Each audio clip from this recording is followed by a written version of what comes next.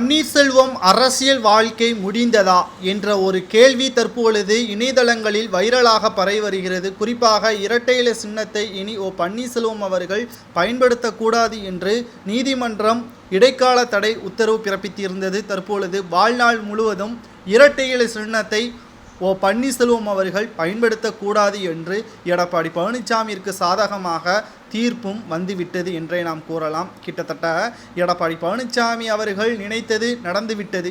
ஆனால் பன்னீர்செல்வம் அவர்கள் புதிய சின்னத்தில் தென் மாவட்டங்களில் போட்டியிடுவதற்கான அதிக வாய்ப்புகளும் இருப்பதாகத்தான் தற்பொழுது செய்திகளும் வெளியாகி கொண்டிருக்கிறது.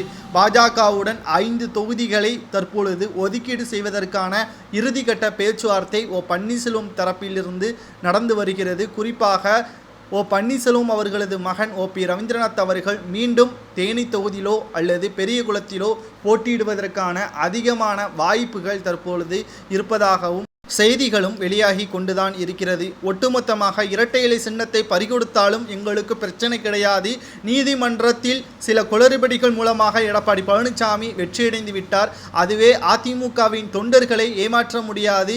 நியாயத்தின் பக்கம் அதிமுகவின் தொண்டர்கள் எங்களுக்கு ஆதரவுகளை தெரிவிப்பார் என்றும் பன்னீர்செல்வம் அவர்கள் கூறியுள்ளார். பாஜகவுடன் நாங்கள் கூட்டணி வைப்பது எங்களது சுயநலத்திற்காக கிடையாது. 4 ஆண்டுகால அதிமுக ஆட்சி களையாமல் இருப்பதற்கு பக்கபலமாக பாஜக தான் உறுதுணையாக இருந்தது. அந்த நன்றி தான் தற்பொழுது நான் பாஜகவுக்கு ஆதரவு தெரிவிக்கிறேன் என்றும் பன்னீர்செல்வம் அவர்கள் கூறியுள்ளார். கிட்டத்தட்ட 4 தொகுதிகளை பாஜக பன்னீர்செல்வம் அவர்களுக்கு கொடுப்பதற்கு முன்வந்த நிலையில் 5 தொகுதிகளாக தற்பொழுது பன்னீர்செல்வம் அவர்கள் கேட்டுள்ளார் என்றும் தேனி பெரியகுளம் போன்ற தொகுதிகள் நிச்சயமாக பன்னீர்செல்வம் அவர்களது மகன் பி ரவீந்திரநாத் அவர்கள் போட்டியிடுவதற்கு வாய்ப்புகள் அதிகமாகவே தான் இருக்கிறது.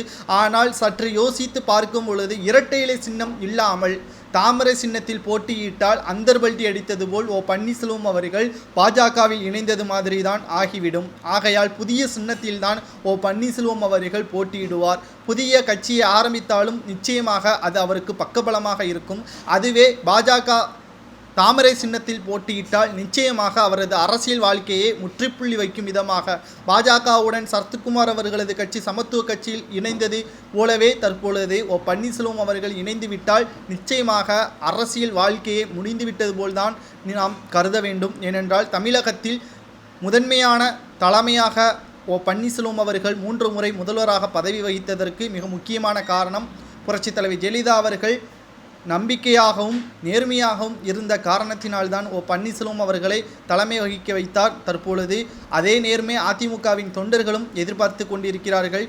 பன்னீர்செல்வம் இரட்டை இலை சின்னம் இல்லாமல் புதிய சின்னத்தில் போட்டியிடுவதற்கு வாய்ப்புகள் அதிகமாக இருக்கிறது.